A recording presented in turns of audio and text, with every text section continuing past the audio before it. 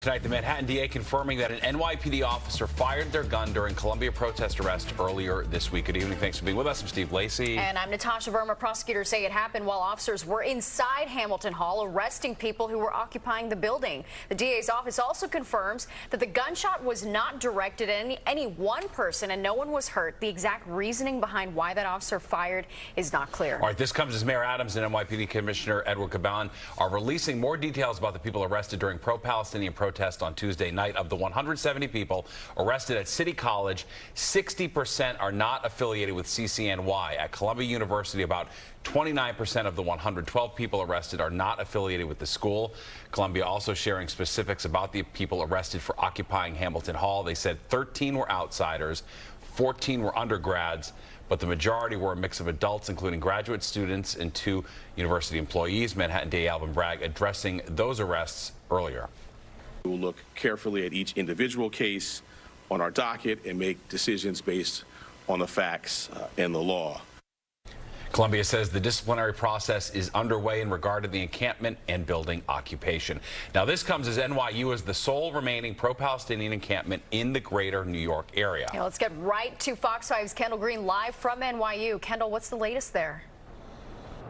Hey, good evening, Steve and Natasha. Demonstrators have remained calm as students have stayed to themselves as their message remains consistent.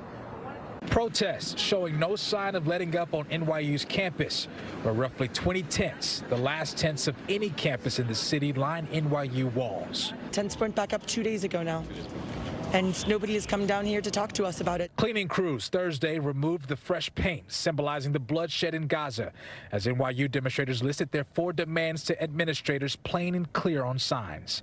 1, disclose and divest. 2, shut down NYU Tel Aviv. 3, get police officers off campus. And finally, protect pro-Palestinian speech and students, as they call their progress towards real negotiations a stalled process. So far, they haven't shown any real willingness to, come to the table and talk to the students as equals. President Biden broke his silence on demonstrations and similar encampments across the country, which began at Columbia last month, as the tally of arrests have surpassed 2,000. Violent protest is not protected. Peaceful protest is. It's against the law when violence occurs. Destroying property is not a peaceful protest. It's against the law. The president's stance not so well received by protesters at NYU. To call some windows that were broken at Columbia violence instead of, focusing on the violence that is being meted out right now as we speak to Palestinians in Gaza, I think is an incredibly hypercritical and out of touch position to take. Students in their push for peace have surpassed the university's deadline to clear the encampment by 3 days. They say it's justified since private property they're protesting on is a public space. NYU is mandated by the city to, keep it open and accessible at all times to the public. NYU officials have said they will move forward with disciplinary action. Now, we reached out to NYU officials regarding the encampment. So far, we haven't heard back. In Greenwich Village, Kendall Green, Fox 5 News. Natasha? All right, Kendall, thank you.